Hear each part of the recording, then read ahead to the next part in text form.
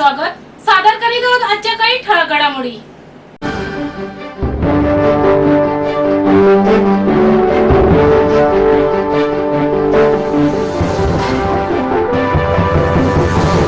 ठाणे महानगरपालिका क्षेत्रात मोगरपाडा जवळ खाडीकिनारी 260 मीटर उंचीची प्रेक्षक गॅलरी उभारणीचा निर्णय प्रशासनाने घेतलाय. याशिवाय कन्व्हेन्शन सेंटर, शॉपिंग मॉल, कार्यालय आदींचा त्या क्षेत्रात विकास होणार आहे.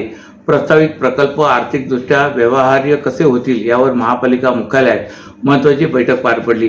ठाणे महापालिका क्षेत्रात प्रस्तावित असलेल्या प्रेक्षक गॅलरी आणि कन्व्हेन्शन सेंटर, कोलशेत येथील टाउन पार्क, कळव्यातील यशवंतरामा साळवी तरण तलावाची नव्याने बांधणी, खारेगाव येथे प्रस्तावित नवीन नाट्यगृह आदी प्रकल्पांच्या सद्यस्थितीचा आढावा काल घेण्यात आला.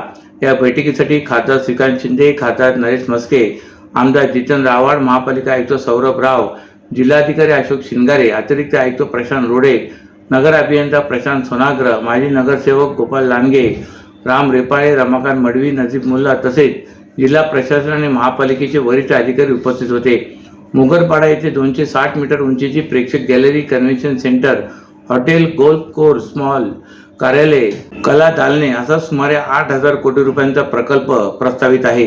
त्यासाठी लागणारी एकूण जागा, त्यापैकी ताब्यातील जागा आदी स्थितींची माहिती प्रशासनाने बैठकीत दिली. हा प्रकल्प आर्थिकदृष्ट्या पूर्णपणे व्यवहार्य झाला पाहिजे, त्याप्रमाणे त्याची आखणी करावी. स्थानिक गरजा काय आहे त्याचा अभ्यास केला जावा, अशी सूचना खासदार श्रीकांत शिंदे यांनी यावेळी केले. त्याचबरोबर कोलशेत येथील 22 एकर जागेवर क्रीडा संकुल, मत्स्यालय, सायन्स सेंटर, तारांगण, व्यावसायिक वापराची जागा असे टाउन पार्क प्रस्तावित आहे. त्यासाठी 600 कोटी रुपयांचा खर्च अपेक्षित आहे. त्याचेही सादरीकरण या बैठकीत झाले. तसेच कळवा येथील यशवंतरामा साळवी तरण तलाव पूर्ण पाडून नव्याने बांधण्यात यावा. त्यात तलाव, प्रेक्षागृह, इतर खेळांच्या सुविधा आदींची रचना केली जावी. त्याचा विस्तृत आराखडा सादर करावा. कळवा परिसरातील नागरिकांसाठी तेथे उत्तम सुविधा निर्माण झाली पाहिजे, असेही खासदार श्रीकांत शिंदे यांनी स्पष्ट केले. राज्य सरकारी कर्मचारी, मध्यवर्ती संघटना व सरकारी निम सरकारी शिक्षक, शिक्षकेतर, नगर परिषद, नगरपंचायत कर्मचारी समन्वय समिती यांच्या माध्यमातून कर्मचाऱ्यांच्या विविध मागण्यांबाबत गेल्या वर्षभरापासून संघटनेचा पाठपुरावा सुरू आहे. कर्मचाऱ्यांच्या मागण्या राज्य शासनाने मान्य केल्यात, मात्र त्याची अंमलबजावणी अजून झालेली नाही. यासाठी सरकारचे लक्ष वेधण्यासाठी राज्य सरकारी कर्मचाऱ्यांनी आज ठाण्याच्या कोर्टनाका येथील विश्रामगृहाबाहेर धरणे, सत्याग्रह आंदोलन केले.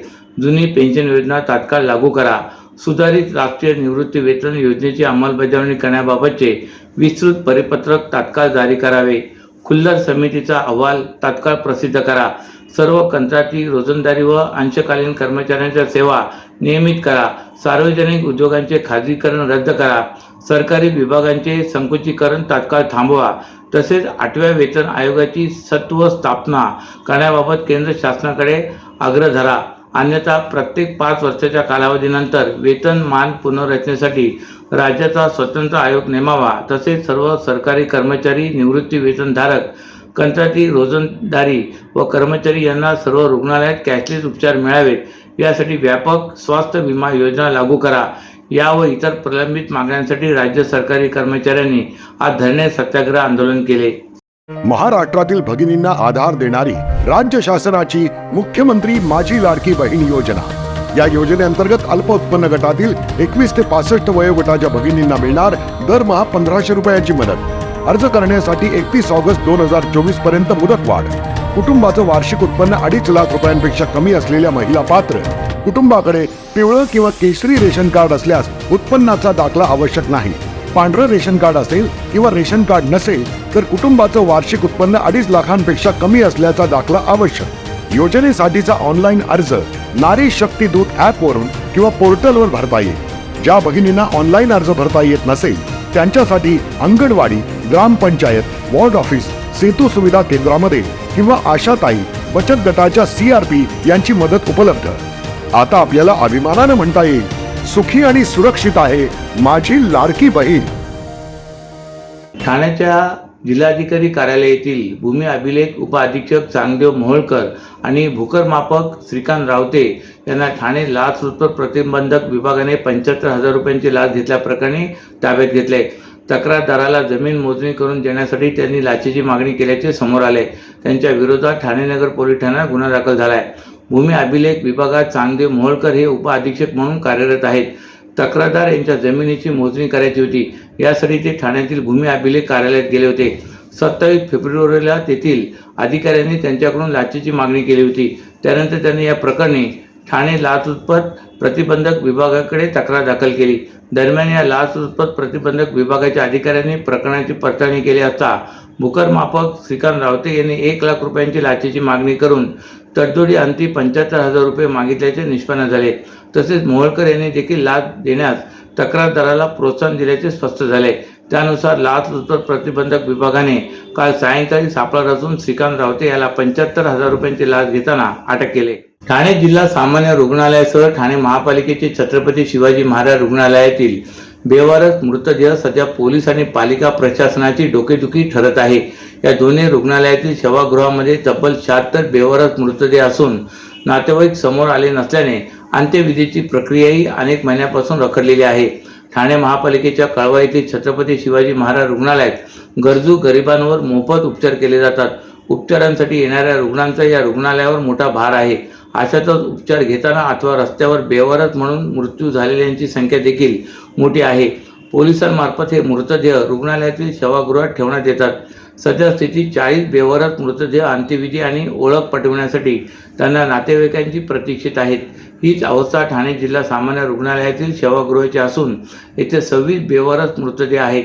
या मृतदेहाची ओळख पटवण्यासाठी पोलिसांकडून त्यांच्या नातेवाईकांचा शोध घेतला जात आहे। बसच्या कमतरतेमुळे ठाणेकरांना चांगल्या प्रकारे बस सुविधा उपलब्ध करून देण्यास अपयशी ठरलेल्या ठाणे परिवहन सेवेतील कर्मचाऱ्यांच्या मनमानी कारभाराचा मोठा फटका प्रवाशांना सहन करावा लागतोय।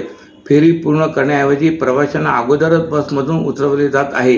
त्यामुळे प्रवाशांना ज्या थांब्यावर उतरायचे असते त्याऐवजी आधीच उतरावे लागत असून तेथून मग पायी इच्छित ठिकाणी गाठण्याची वेळ येत आहे। इतरही बाबतीमध्ये परिवहनचे कर्मचारी हलगर्जीपणा करत असल्याने प्रवाशांना नाहक त्रास सहन करावा लागत आहे। कर्मचाऱ्यांच्या या मनमानी कारभारावर अंकुश येणार कधी असा प्रश्न प्रवासी विचारतायत। काल दुपारी घोडबंदर रोडवरून पूर्व द्रुतगती मार्गे TMTची एक AC बस ठाणे स्टेशनला निघाली होती। गोखले रोडवरून ही बस पुढे जात असताना गावदेवी येथे चालकाने बस थांबवली। बसमध्ये स्टेशनला जाणारे काही प्रवासी होते।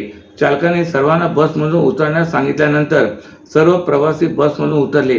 मुळात या बसचा शेवटचा थांबा ठाणे स्टेशन होता आणि स्टेशनला उतरणाऱ्या प्रवाशांचे स्टेशनपर्यंत तिकीट असताना पुढच्या फेरीला उशीर होत असल्याचे कारण देत चालकाने बस स्टेशनपर्यंत नेण्यास टाळले। चालकाने फेरी पूर्ण न केल्याने प्रवाशांना गावदेवी येथून पायी स्टेशनला जाण्याची वेळ आली। मात्र चालकाने फेरी मध्येच का खंडित केली असा सवाल प्रवासी उपस्थित करत असले तरी या प्रकारावरून TMT कर्मचाऱ्यांचा मनमानी कारभार पुन्हा समोर आलाय।